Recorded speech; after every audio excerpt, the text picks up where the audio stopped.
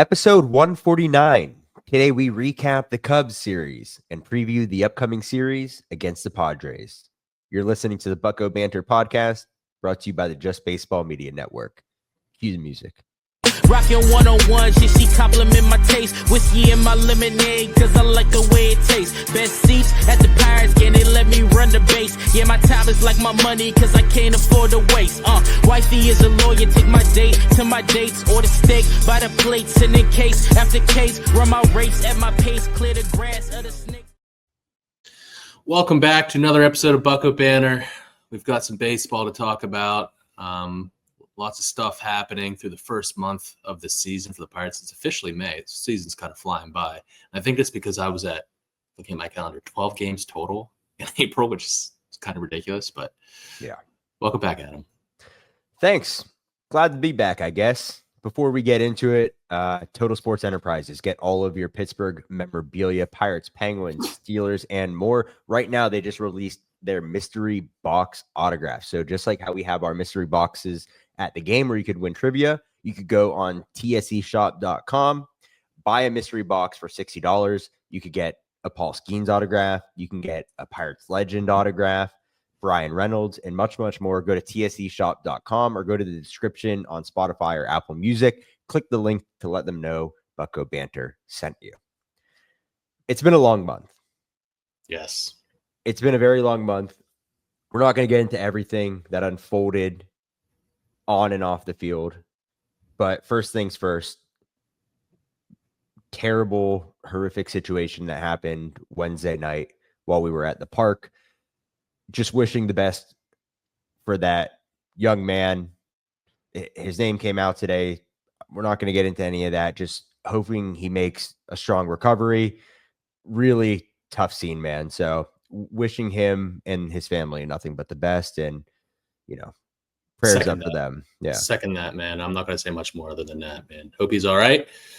And nothing like that ever happens at the ballpark ever again, man. Seriously, that was horrific. So first month, man, has been crazy. And all things aside, I don't think, I'm saying this in the most respectful way possible, I don't think it could get much worse. If you're looking at it from a wide lens, there's only up from here. Baseball wise, off the field, all this stuff. I think we've had a very tough first month of 2025. I'd rather it happen now than like in August, even though I'd rather none of this happen ever. But it's been tough, and I think there's only up from here. Man, that's profound. Good for you, man. Good for you. Keep it positive. On the field product probably can't get much worse. You could be the Rockies. I don't get that either. Yeah. Who might break the White Sox record from last year. They're on pace too. They're on pace. I saw something crazy like 23 wins. It's bad. That's man. Insane. They might be the worst assembled team ever. You think the Pirates don't have a direction? They don't spend money. The Rockies just simply don't have it. But the Cubs were in town. They lost the series, dropped to 2 out of 3. Had potential to take the series on Skeens Day. They set themselves up nicely to potentially win against the best team in the Central. And they just did what the Pirates do, right? Like they didn't win in the margins, as they like to say. Didn't do really anything well today. Didn't do anything well, man. We didn't take advantage of the Cubs' poor bullpen pretty much throughout the entire series. Skeens wasn't on today. He gave up the long ball. We didn't hit the long ball other than the Reynolds home run in the first inning.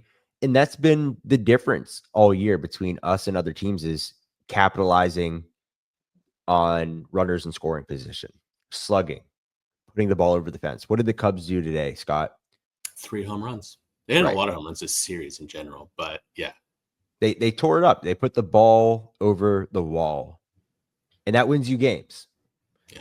Even Skeens, we're talking Skeens had a bad start. He gave up 3 runs. Right? And he was walking some guys. 3 solo shots too. Like they were all solo shots. Right. Thank God. Right. But And the time he loaded the bases, he got a double play to get out of it. So he definitely didn't have his stuff today. He wasn't as comfortable as he normally is. It's going to happen. He's human. You can't expect Superman every single time.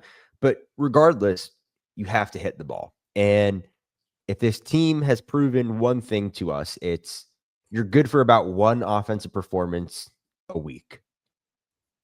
And it gets you just excited enough for the next game. And then they do absolutely nothing. We mentioned it last episode. They were leading the league in hitting into double plays. They're now clearly in first place with 31 double plays this season. Tommy Pham is third in the league into hitting into double plays. The closest team is at 28, the Athletics. It's bad. it's real bad.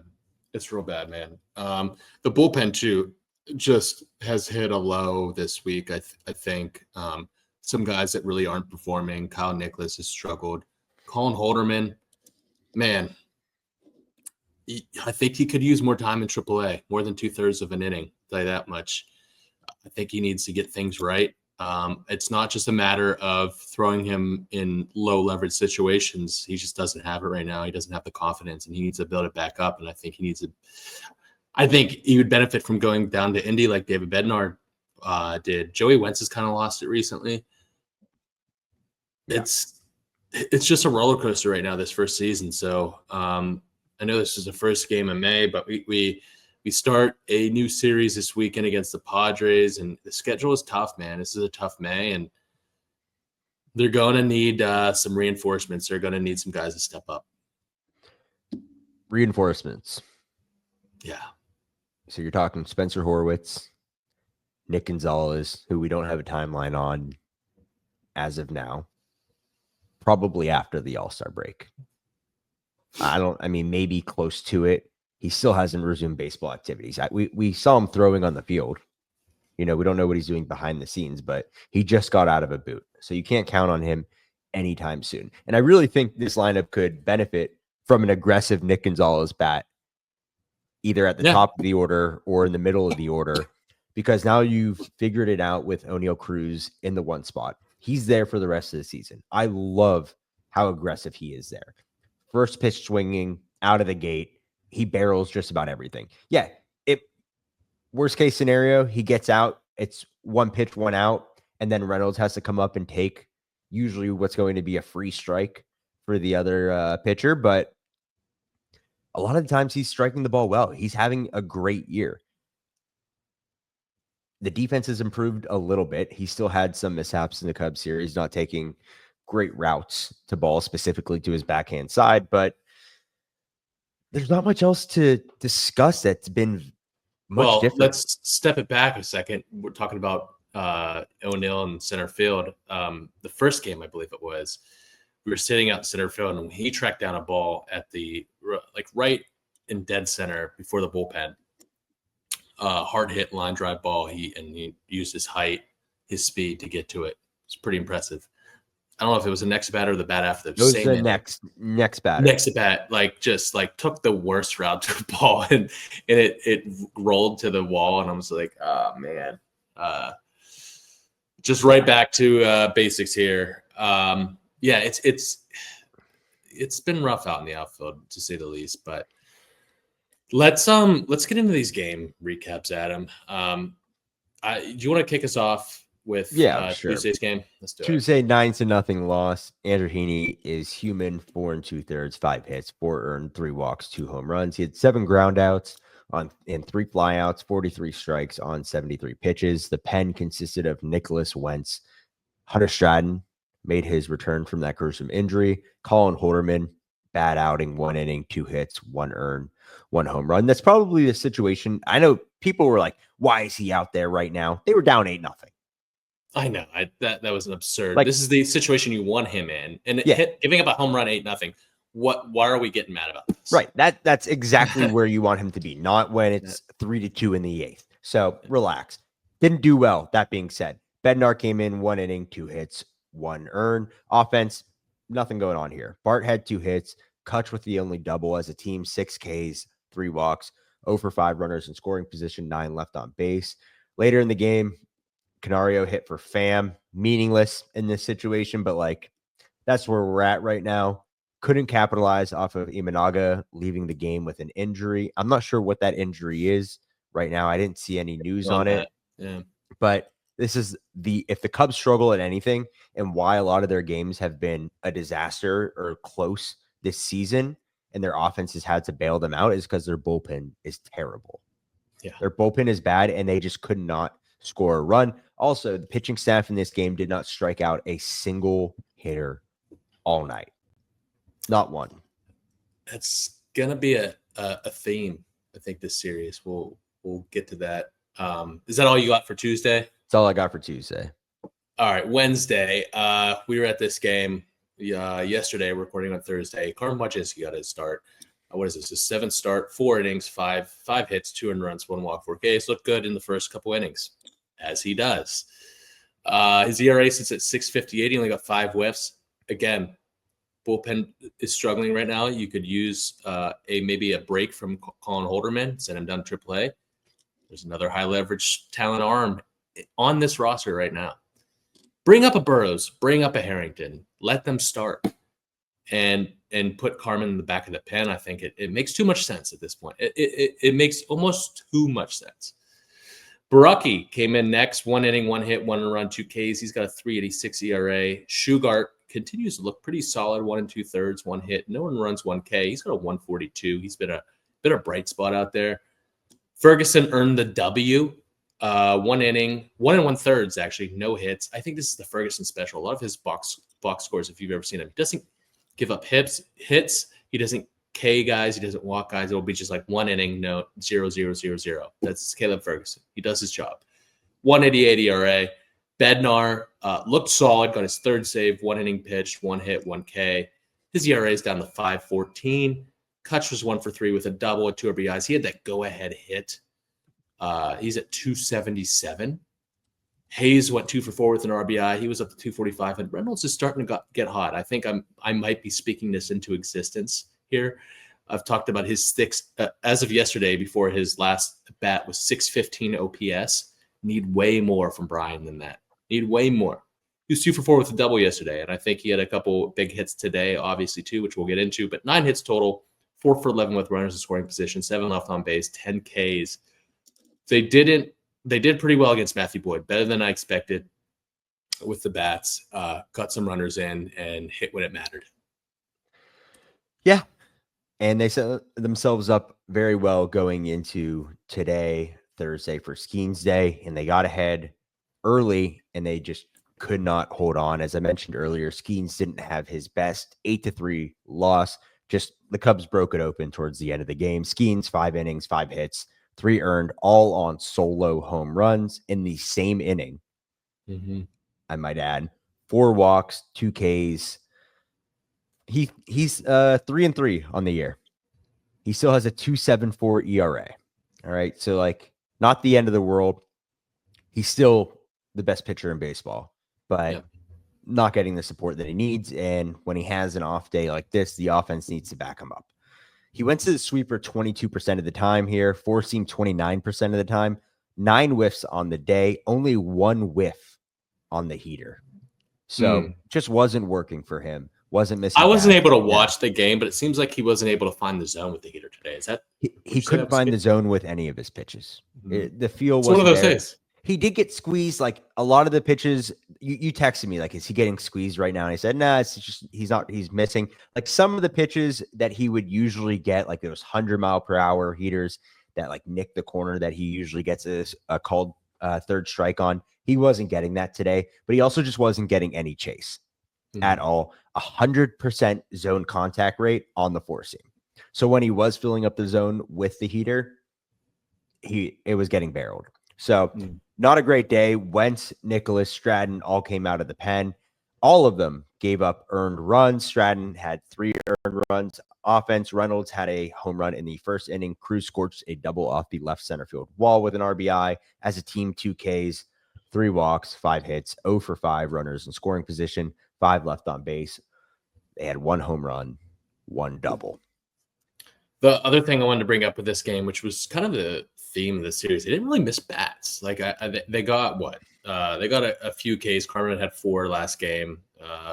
Some of the relievers had a couple, but no Ks in Tuesday's game in game 1, and only 2 Ks total in game 3.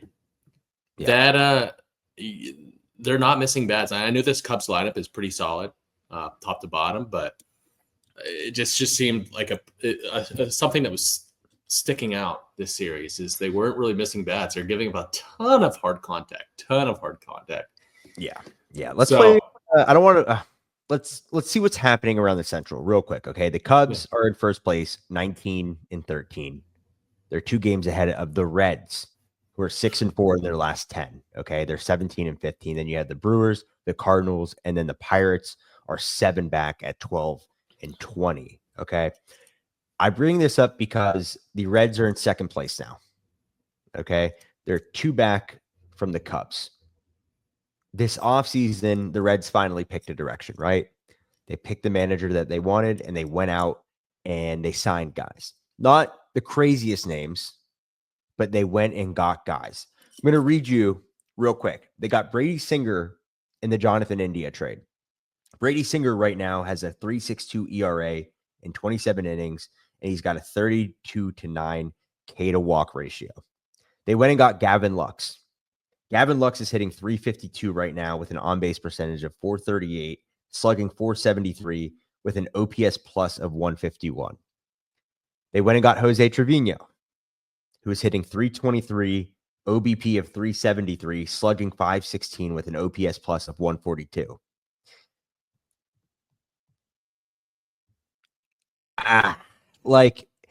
Yeah. No, I get the point you're trying to make. I mean, did you mention Austin Hayes? I didn't even mention Austin Hayes. Yeah, Austin Hayes, left fielder. He doesn't wave hello to the fans, but he does hit. And I'll tell you what, that was a guy that was rumored to have some interest here. I knew Nick Pivetta was a guy that the Pirates offered. I'm pretty sure they just weren't willing to go to that 4-year, $55 million. I'm saying Nick Pivetta because we're going to face him this next series. I'm thinking Brady Singer, but still, similar type of pitcher, mid-rotation arm, that a veteran presence that could have worked well in this rotation. I would have killed for this offseason with the Reds that you just listed off. I would have killed for this offseason. Yeah, I guess the point I'm trying to get to is the Reds did all those great moves, but I think they set themselves up at the very beginning to make those moves. They made it an attractive place to come. They have hope. They have a plan that they could present to a free agent. They also have a truck that you can defecate in center field. They have a poop truck. Yeah. I'm sure players love the poop truck. That's what I've heard. That's what I've heard too. But sources tell me. Sources tell us the poop truck is a big deal in Cincinnati. The Pirates just can't attract anyone to Pittsburgh right now. And there's so many ways to do that. And we've heard it on other podcasts and from players directly. People would like to play in Pittsburgh. It's a beautiful park. It's a historic franchise. Yep. And they have attractive guys in the system that they could sell you on in Paul Skeens, Bubba Chandler, O'Neal Cruz, Brian Reynolds, and say like, hey, we're moving forward with these guys. We want you to come in to help and win. But instead, they just kick the ball down the road and just keep going until those guys fizzle out. It's too late in their contracts. And we were walking to the park the other day, and you're like, man, I think like not only did they waste last year with Paul Skeens, they're going to waste this year. And what makes you think that they're going to capitalize on next year? Yeah. You know, it might be a whole new front office and a new manager, but that's even scarier. Yeah. Because somebody's going to come in and want to do it their way, and then it starts again. Yeah, you can't do that with Skeens. You absolutely can't do that with Skeens. So which makes me think it's going to be manager first, and Ben might have another year or two, which is a scary thought. But it's I would have killed for that. I know it sounds super simple and not very extravagant, but I would have killed for the offseason that the Reds have. Let's take a break here, and then let's come back to preview the Padres series.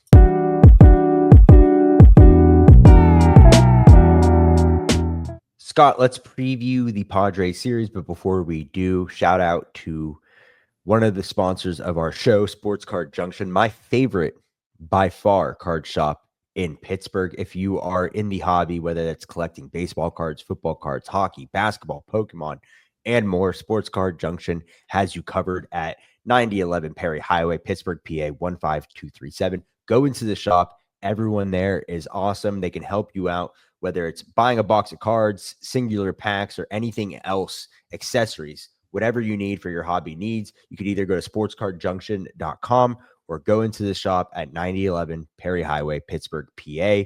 Catch us at the park too. We're handing out cards from Sports Card Junction every time we go. So go to sportscardjunction.com or go visit the store. Let's talk about Padres, Scott. 19-11, second in the NL West. Friday, we have Dylan Cease. 2024, 14-11, 3.47 ERA, and 189 and 1/3 inning pitch, 224 Ks, 107 WHIP. This year, 1-2 with a 5.76 ERA and 29 and 2/3. In 6 games, 3 Ks, 1.62 WHIP. The arsenal here, again, the kitchen sink, slider, four-seam curve, change, sinker, sweeper. The slider is the go-to at 44% of the time, sits around 89 miles per hour. The four-seam 37% of the time, 96 to 97. And then all other secondaries, curve, change, sinker, sweeper, around 7 to 6% of the time. He's our number 2 to 3 starter with ace-level stuff when the command clicks. The fastball sits, as I mentioned, around 95 to 97. He could touch 99. Features elite spin in late life up in the zone, making it a swing and miss pitch when well located. The command of the fastball can be inconsistent, leading to elevated pitch counts, trouble working through deep into games when he loses that feel. The slider is by far the best secondary pitch and one of the filthiest in all of baseball. Comes in around 85 to 88 miles per hour with sharp, late horizontal break. It's a legitimate pitch to both righties and lefties, generating a high whiff rate and soft contact, often used in 2-strike counts. We got you covered on all the Dylan Cease insider information. Scott, who do we have on Saturday? Saturday, we've got Randy Vasquez, the righty, against Bailey Falter. Randy Vasquez was traded to the Padres as part of the Juan Soto deal in December 2023. Last year, he went 4-7, 4.87 ERA, 98 innings pitched in 20 games started, 62 Ks, and a 1.51 WHIP. This year, he started 1-3 with a 4.28 ERA and 27 1/3, 6 games started, 10 Ks, 1.57 WHIP. He'll throw a little bit of everything at you, a cutter and a sweeper. The cutter, he goes to 29% of the time, sweeper 20% of the time, four-seam 15, curve 15% of the time, and the sinker and the changeup 14 and 8% of the time, respectively. The cutter will get up low 90s, 89 to 91. The sweeper will be low 80s. The four-seam, he'll get that up to 92, 93. While the curve will be in the low 80s like the sweeper, and the change will be in the high 80s at 87 to 88. Can really vary that velocity a little bit. Intriguing mix of athleticism, deception, and breaking ball feel. His curveball is a legitimate out pitch, and the fastball velocity plays, though the command remains a hurdle. His fastball has slight arm side run, average life, occasionally gets squared up if the command laps, and is effective when paired with his curveball. The curveball is a true out pitch. He has a high spin rate on that pitch, sharp vertical break. It's his best swing and miss weapon, especially against right-handed pitchers. This is like your prototypical like back end starter. I think he's not going to overpower you, but he can throw a little bit of everything at you. And when he's on, it can be a pretty solid and efficient outing. Sunday, Nick Pivetta. Let's get right into this year because he's been an absolute dog. 5-1, 1.78 ERA, and 35 1/3 innings pitched, 39 Ks with a .82 WHIP. He signed a 4-year, $55 million deal with the Padres this offseason. The arsenal, four-seam a majority of the time at 51%, sits around 93 to 94. Sweeper at 18% of the time, around 82 miles per hour, and then he can hit you with a curve, cutter, and sinker. The savant page here, as we like to say, bleeding red, man. He's in the top percentile in every category you could be in. High variance, right-handed guy with a power arm and swing and miss stuff. Some inconsistencies in the command, but had a long defined career. Okay. The fastball thrown over 50% of the time is a primary weapon. Gets good vertical ride in late life, generating whiffs up in the zone. Can flatten out when overused or left up with precise location. And then the curve, 12-6 curve breaker with late drop, arguably his best secondary pitch. It's a legitimate out pitch with plus depth when tunneled effectively off of the fastball. We got you covered, man. We got you covered. Tripping myself up with all the information we have. I know. We're really diving into these scouting reports. I get really nerdy when it comes to pitching. And Nick Pivetta, I feel like he started just last year like this with the Red Sox. Like, he's a pretty solid mid-rotation guy who can eat innings and really, really flash some greatness. And he's streaky. So that's a guy I would love to have in this rotation, but we're going to face him on Sunday. The Padres are a good team, man. They started off hot. They were first in the NL West. The Dodgers have overcome them after playing the Pirates and Marlins. You're welcome. 19-11, I think it is, right? 19-13. As of right now. And they've got some bats, man. Fernando Tatis. That's a face of baseball. They've got Manny Machado. They've got Jake Cronenworth. They've got Gavin Sheets has been a low-key ad that has produced a lot for them offensively this year. I see our friend Matt Devine of Divine Sports Gospel. Great Padres follow. If you're into San Diego or want to follow the Padres at all, follow Divine Sports Gospel. That's our guy. He loves Gavin Sheets. Gavin Sheets has started off really hot. This is a fun team. It's a small market out west that has spent money and wants to win. It's like what we want the Pirates to do. And, they're a fun team to watch regardless. Really fun team to watch. If you remember last year, the Padres series at home is where everything went south. Yeah. It was the massive rain delay. Oh my, that was awful. Where it was like a lake on the warning track and they ended up playing. It was a combination between that and the Diamondback series. This is right after the Pirates were going to be, I think they bought already in IKF and BDLC. So you got two good teams here this week. You had the Cubs and now you have the Padres. Like you said, can't get much worse. Let's play spoiler. I don't want to say spoiler in the sense that the season's over, but we're the underdog in pretty much any game we go into now. So just play loose. Go have fun with it. Like, let's go out there. There might not be a guy that's I don't know how I want to say this. The team chemistry, I think we just need guys having fun. Go play ball. Like, there's no reason to care about everything that's happened in this past month. Like, let's move forward, turn the page, new chapter. Let's see. Baseball's an interesting sport, man. Like, anything can happen. Speaking of anything and all of the things out in the world, we have a live show this week again at Allegheny Coffee and Tea Exchange right in the heart of the Strip. We did it last week. We were planning on doing it every other week. It went so well last week. We're going to do it again on Saturday. Stop by, ask all of your Pirates-related questions, and you get a free coffee. That's the best deal in baseball. Find me a better deal. I don't think you can. I can't think of one. Sorry. So 9:30, we're planning on 9:30 a.m. sharp, right outside of Allegheny Coffee and Tea. You simply just go up to the man behind the camera. You say, hey, I have a question. He'll intro you. He'll give you the mic. You ask your question, and hopefully we'll have an answer. I'll tell you what, there's not a better place to start your weekend than in the Strip in the morning, man. Like, it's a great place to be. Come get your coffee. Come ask questions about the Pirates, and then head to the game with us. We're going to be on the field again Saturday. So excited for that. Excited to get some more interviews and more content for you guys that way. But come start your day off in the Strip. Come get a coffee and come talk Buccos baseball with us. Absolutely. And if you haven't already, go check out the last Down on the Farm episode featuring the Pirates' first overall pick last year, who is on an absolute heater right now, Connor Griffin. Really good stuff with Connor. It's a short 10-minute interview. With these Down on the Farm episodes, we're trying to have a prospect just about every week. I think we're doing well so far. We have another good one lined up for this week and potentially the next week after that. But check that out. And until next time, raise it.